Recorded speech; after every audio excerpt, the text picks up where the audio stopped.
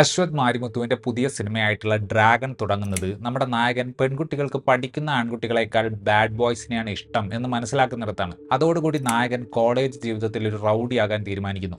സിനിമയുടെ തുടക്കത്തിലെ കുറെ ഭാഗങ്ങളിൽ നമ്മൾ കാണുന്നത് ഒരർത്ഥത്തിൽ അർജുൻ റെഡ്ഡിയുടെ സ്വല്പം കോമിക്കലായ വേർഷനാണ്. പക്ഷെ പടത്തിന്റെ അവസാന ലാപ്പിൽ ചില കാര്യമായ മാറ്റങ്ങൾ സംഭവിക്കുന്നുണ്ട്. പ്രോബ്ലമാറ്റിക് ആണെന്ന് നമുക്ക് അത്രയും നേരം തോന്നിയ പല കാര്യങ്ങളും സംവിധായകൻ അവിടെ ഫിക്സ് ചെയ്യുന്നുണ്ട്. പ്രദീപ് രംഗനാഥന്റെ സ്ട്രോങ് പോയിന്റുകളെ ഫലപ്രദമായി ഉപയോഗപ്പെടുത്തുന്ന ഈ സിനിമ അതിന്റെ ഉപദേശ സ്വഭാവത്തെ കൂടി സമർത്ഥമായി ഒരു എന്റർടൈനറിന്റെ ഉള്ളിൽ ഒളിപ്പിച്ചു വെക്കുന്നുണ്ട്. ഡി രാഘവൻ എന്ന നമ്മുടെ നായകൻ +2-ന് 96% മാർക്ക് വാങ്ങിയിട്ടുള്ള ഒരു പഠിപ്പിസ്റ്റാണ്. എന്നാൽ അതുകൊണ്ടൊന്നും പെൺകുട്ടികളെ വളയ്ക്കാൻ പറ്റില്ല എന്ന് മനസ്സിലാക്കിയ രാഘവൻ കോളേജ് ജീവിതത്തിൽ തനി ഉഴപ്പനാകാൻ തീരുമാനിക്കുന്നു. കോളേജിലെ ആസ്ഥാന ഗുണ്ടയായി നടന്ന രാഘവന് ആ വകുപ്പിൽ ഒരു ഗേൾ ഫ്രണ്ടിനെയും കിട്ടുന്നുണ്ട്. നമ്മൾ സിനിമയിൽ കാണുന്നത് കോളേജിലെ ഗുണ്ട ഷോ ഓഫുകൾക്ക് ശേഷം യഥാർത്ഥ ജീവിതത്തെ നേരിടേണ്ടി വരുമ്പോൾ രാഘവൻ ഫേസ് ചെയ്യുന്ന പ്രശ്നങ്ങളാണ്. പരാജയപ്പെട്ട കുറെ നായകന്മാർ കാമുകിമാർ അവരെ അതുകൊണ്ട് ഉപേക്ഷിച്ചു പോകുമ്പോൾ അവരെ പറ്റി കുറ്റം പറഞ്ഞ് പാട്ടും പാടി അവസാനം നല്ല നിലയിലെത്തുമ്പോൾ അവരുടെ മുന്നിൽ പോയി ആറ്റിറ്റ്യൂഡ് കാണിക്കുന്ന ടൈപ്പ് ഒരുപാട് സിനിമകൾ നമ്മൾ കണ്ടിട്ടുണ്ട്. രാഘവൻ എന്ന കഥാപാത്രത്തെ അശ്വത് ഒരുക്കിയിട്ടുള്ള രീതിയും അയാളുടെ റിലേഷൻഷിപ്പിൽ നടക്കുന്ന കാര്യങ്ങളും നോക്കിക്കഴിഞ്ഞാൽ ഈ പടവും ഏറെക്കുറെ ആ ഒരു തേപ്പുകാരിയെ തെറി പറയുന്ന ഒരു വിഭാഗം ആണുങ്ങൾക്ക് സ്റ്റോറി ഇടാനുള്ള ഫൂട്ടേജ് കൊടുക്കുന്ന പടമായി മാറും എന്നാണ് നമുക്ക് തോന്നുക.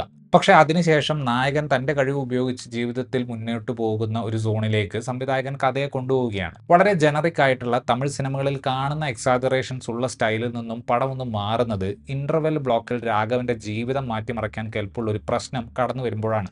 രണ്ടാം പകുതിയിൽ രാഘവൻ സ്വന്തം ജീവിതത്തിൽ നടത്തുന്ന തിരുത്തുകളാണ് ഈ പടത്തെ വളരെയധികം എന്റർടൈനിങ് ആക്കുന്നത്. ഒന്നാം പകുതിയിൽ ഹീറോയിസമായി കാണിച്ച പല സാധനങ്ങളും രണ്ടാം പകുതിയിൽ പരിഹസിക്കപ്പെടുകയും വിമർശിക്കപ്പെടുകയും ചെയ്യുന്നുണ്ട്. അതൊന്നും ഒരുപാട് ഡയലോഗുകൾ ഉപയോഗിച്ചോ ഉപദേശങ്ങൾ ഉപയോഗിച്ചോ അല്ല ചെയ്തിട്ടുള്ളത്. ആ ഒരു കാര്യത്തിന് വേണ്ടിയിട്ടാണ് അശ്വത് പ്രധാനമായിട്ടും കോമഡിയെ ഡിപ്പെൻഡ് ചെയ്യുന്നത്. നായകന്റെ ശുദ്ധീകരണ പ്രക്രിയയെ ഒരു എന്റർടൈനിങ് ഫോർമാറ്റിൽ അവതരിപ്പിച്ചതാണ് ഒരർത്ഥത്തിൽ ഈ പടം.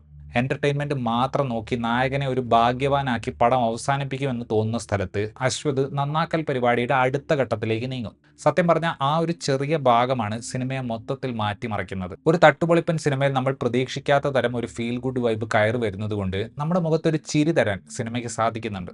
ആ ഒരു പോയിന്റിൽ നിന്ന് സിനിമയെ ബാക്ക് ട്രാക്ക് ചെയ്തു കഴിഞ്ഞാൽ അതിലേക്ക് എത്താൻ വേണ്ടിയായിരുന്നു ഇത്രയും പരിപാടികൾ ചെയ്തത് എന്ന് നമുക്ക് തോന്നും. ലവ് ടുഡേയിലൂടെ സംശയാലുവായ ലൂസറായ ഒരു കാമുകൻ കഥാപാത്രത്തെ അവതരിപ്പിക്കാൻ സ്വന്തമായ ഒരു ശൈലി പ്രദീപ് രംഗനാഥൻ ഉണ്ടാക്കിയെടുത്തിട്ടുണ്ട്. അതിന്റെ ഒരു ആവർത്തനം ഈ സിനിമയിലും പല സ്ഥലത്തും കാണാം. എന്നാൽ ആ കഥാപാത്രത്തെക്കാൾ മാസ്കുലിനിറ്റിയും വൾണറബിലിറ്റിയും രാഘവന് കൂടുതലാണ്. ഇതിന്റെ രണ്ടിന്റെ ഇടയിൽ വരുന്ന ഭാഗങ്ങളിൽ ഹ്യൂമർ കൈകാര്യം ചെയ്യാനുള്ള പ്രദീപിന്റെ കഴിവിനെ സംവിധായകൻ നല്ല രീതിയിൽ ഉപയോഗപ്പെടുത്തുന്നുണ്ട്. അനുപമ പരമേശ്വരനാണ് ഒരു നായിക കഥാപാത്രത്തെ അവതരിപ്പിച്ചിട്ടുള്ളത്. പല ഷെയ്ഡുകളുള്ള കഥാപാത്രത്തിന്റെ 2 ഘട്ടങ്ങളും അനുപമ നല്ല രീതിയിൽ തന്നെ അവതരിപ്പിച്ചു. കയാടു ലോഹർ അവതരിപ്പിച്ചിട്ടുള്ള രണ്ടാമത്തെ നായിക കഥാപാത്രം പ്രധാനമായും സ്ക്രീനിൽ ഭംഗിയോടെ കാണിക്കാൻ വേണ്ടിയിട്ടുള്ള ഒരു നായികയാണ്. ആ ഒരു ആസ്പെക്റ്റിൽ അവർ കഥാപാത്രത്തോട് നീതി പുലർത്തി. മിഷ്കിൻ അവതരിപ്പിച്ച പ്രിൻസിപ്പൽ കഥാപാത്രം വളരെ രസകരമായ ഒന്നായിരുന്നു. പുള്ളി അദ്ദേഹത്തെ ഏൽപ്പിച്ചിട്ടുള്ള ഡയലോഗുകൾ പറയുന്ന ഒരു രീതിയും ആ കഥാപാത്രത്തെ ഓർത്തിരിക്കത്തക്ക ഒന്നാക്കി മാറ്റുന്നുണ്ട്. രാഘവന്റെ അച്ഛനായിട്ട് വന്നിട്ടുള്ള ജോർജ് മരിയനും നല്ലൊരു കഥാപാത്രത്തെയാണ് ലഭിച്ചത്. ഹർഷദ് ഖാൻ കുട്ടി ഡ്രാഗണായിട്ട് സാമാന്യം നല്ലപോലെ വെറുപ്പിക്കുന്നുണ്ട്. പക്ഷെ തിരക്കഥ ആ കഥാപാത്രത്തെ വെറുപ്പിക്കലായിട്ട് തന്നെയാണ് ഡിസൈൻ ചെയ്തിട്ടുള്ളത്. ധ്രുവ നക്ഷത്രം ഇറക്കാൻ വേണ്ടി ഗൗതം മേനോൻ ഈ സിനിമയിൽ അഭിനയിച്ചിട്ടുമുണ്ട്, ഡാൻസും കളിച്ചിട്ടുണ്ട്.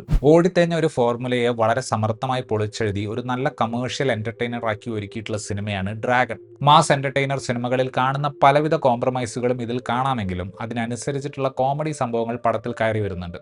നായക പ്രാധാന്യമുള്ള വാണിജ്യ സിനിമയിലും വളരെ ഗ്രൗണ്ടഡ് ആയിട്ടുള്ള സ്വന്തം കുഴപ്പങ്ങൾ ആണത്തമായി ആഘോഷിക്കാത്ത നായക കഥാപാത്രത്തെ വെച്ചും നല്ല പടം എടുക്കാം എന്നൊരർത്ഥത്തിൽ കാണിച്ചിരുന്ന സിനിമ കൂടിയാണ് ഡ്രാഗൺ.